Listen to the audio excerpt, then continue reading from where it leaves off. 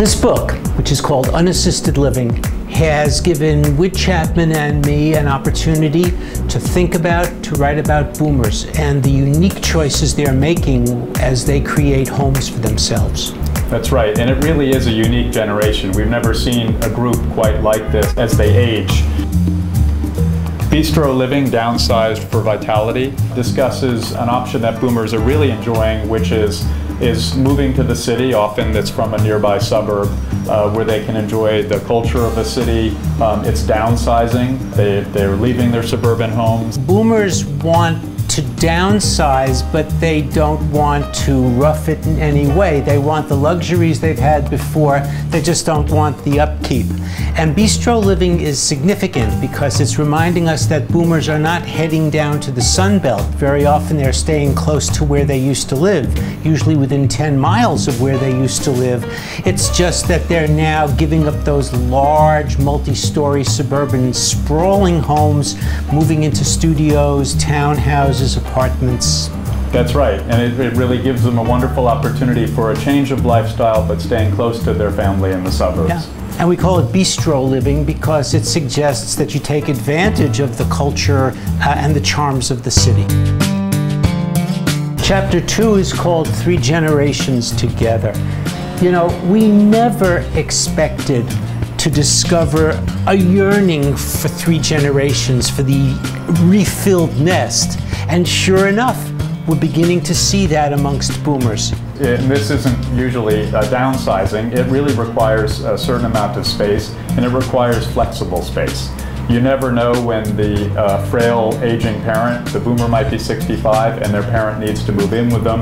At the same time, they may have young children themselves, or re-nested children themselves coming back after college. And these are about 3 generations living together. We've used the word organic to describe the kind of configurations they create for themselves. And our most amazing discovery was that this can also apply to communities. We've discovered a multi-generational community, a place where people who are elderly, middle generation, and younger generations can live together. That's right. They're very socially conscious. They're very interested in sustainability. And you see that throughout the projects that we present in the book.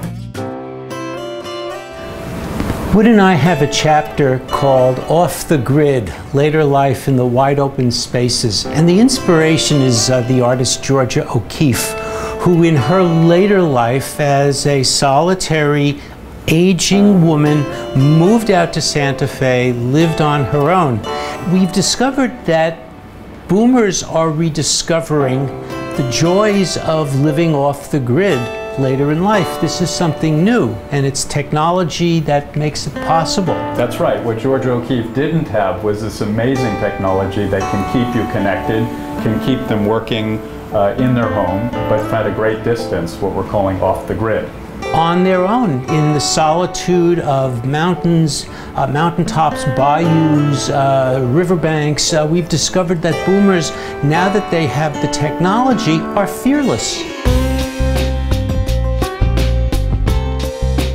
This chapter is called Working and Healing from Home, and it's really looking at the most active, in a way, the most active group of this cohort. They're really committed to being in their homes. They've set up studios, they're meditating, they're very, very active in their homes.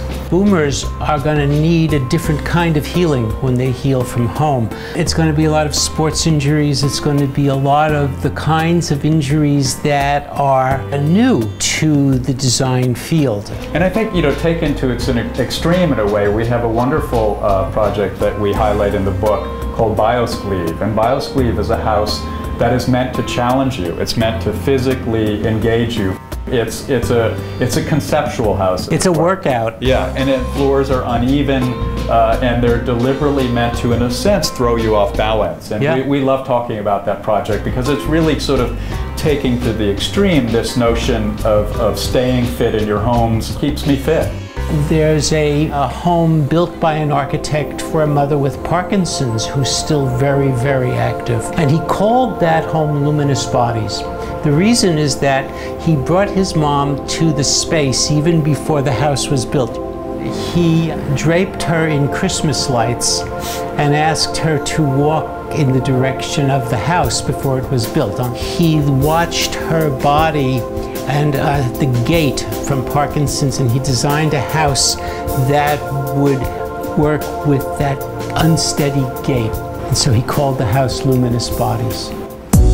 So we invite you to take a look at the website. It gives you a great introduction to the book. And we hope that by looking at the book, you can get some ideas about how to create homes for your own ageless lives and to have a happy and healthy future.